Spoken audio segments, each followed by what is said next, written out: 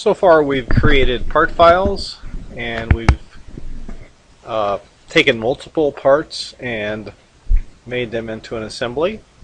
We've done interference analysis to see if they fit together.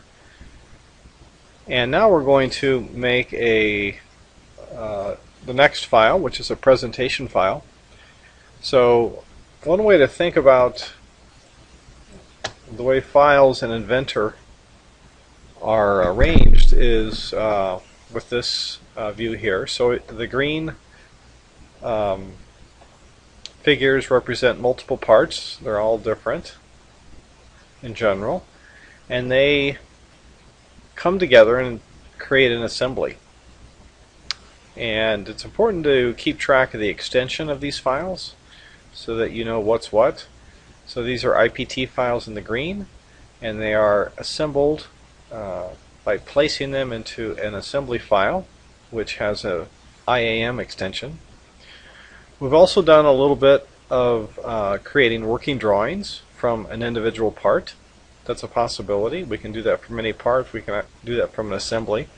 But I'm representing it here in this light purple diagram, that any part we make, we can create a working drawing of it, and that would have an IDW extension.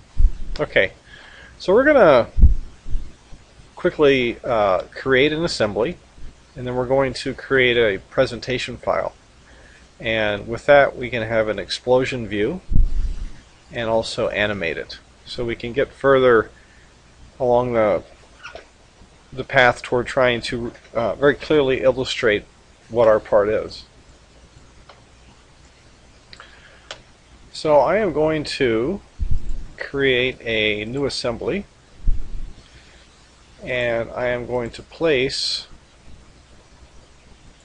parts into it. So I've arranged my directory structure such that I've got assembly files, drawing files, part files, presentation files, some of the 3D printer files, some of the screencasts. Those are separate files. So I've arranged them in their own folders to keep things organized. So I'm going to go into the parts file, and I'm going to select first a green 1x1 brick, and back square means that the back side of it has a square which will accommodate the cylindrical stud, and so we can make them fit together. So open and right click, done. Remember, if we click more than once, we'll get several of these in the file. We don't want that right now.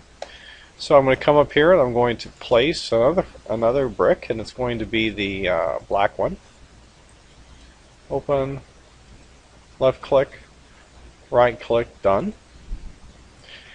The first one should be stationary, and the second one I should be able to move everywhere. Okay, so everything's behaving as expected. Now I'm going to create the constraints. So the first constraint is this one, which is called a flush constraint up here. So those two sides should be parallel. They don't look parallel here, but they are. And we're going to do that again with the top. Apply it. So you can see that those look constrained, and as expected I can only move them in this direction. So now I think you know what I'm going to do. I'm going to add a constraint, but this time it's going to be a mate constraint. So it's going to be this face mated with this face. Apply. And there's my assembly. It's put together and everything's fine. Okay. I'm going to save that. Save as. So I'm going to put that into the assembly file. And I'm going to call that brick. Really, I could call it this. So this was my practice assembly before I made this. I am going to put an underscore B. I know that's not very descriptive, but What I've got here is bricks, plural, 1 by 1, 2 of them, square back, and I've got a B because I've already basically done what I'm showing you here, and I'm just going to repeat it. So I've got an assembly that I've created. That's the bottom line. I've got an assembly, and if you'll recall, once I have an assembly, I now can insert that into a presentation file and make it even my result even more better illustrate my part. Okay, so these are Legos. We know how Legos work, but you can imagine that if these were more complex things, then we would want to have as many tools as possible. So I'm going to go, let's see, how about new presentation? Okay, so I went up to the eye and I said new, hovered over new, and instead of assembly, part, drawing, whatever, I said presentation. I'm going to create a view, and when I create a view, I go and I look for that assembly that I just made, and there it is. Okay, now the select assembly dialog box comes up. This is where we're going to define how it looks a little bit.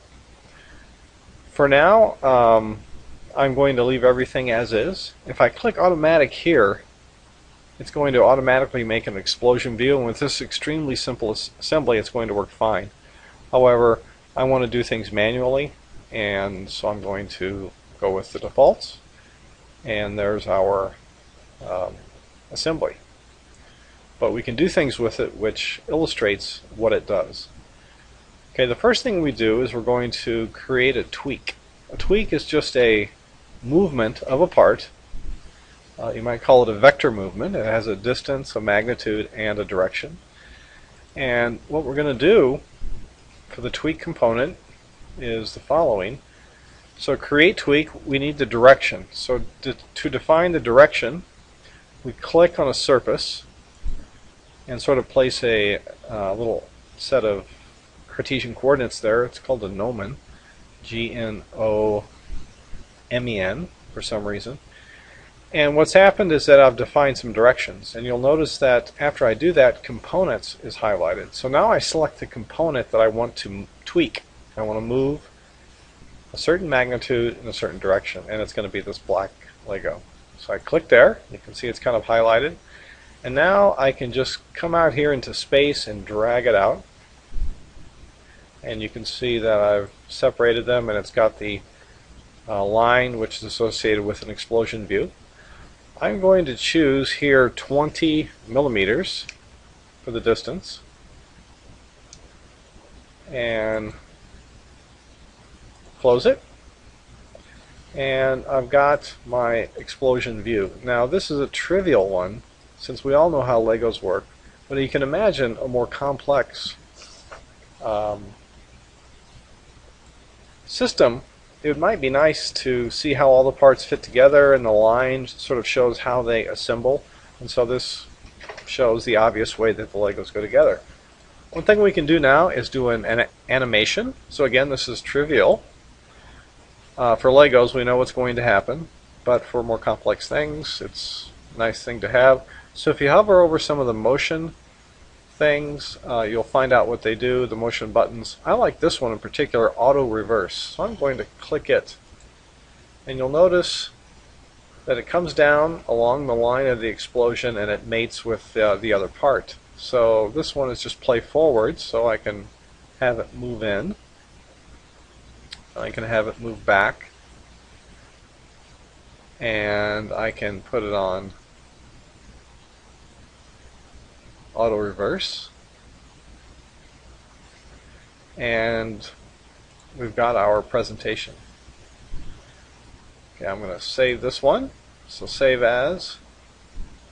We're going to put this in the presentation files folder, and we're going to give it the same name with the B, but it'll have the IPN extension, so we'll know that it's a presentation. So you can imagine that even with Legos, if you get enough Lego parts involved and some different parts, that creating one of these presentations would be a challenge, and but doable, and the result would illustrate how a complex Lego structure was created.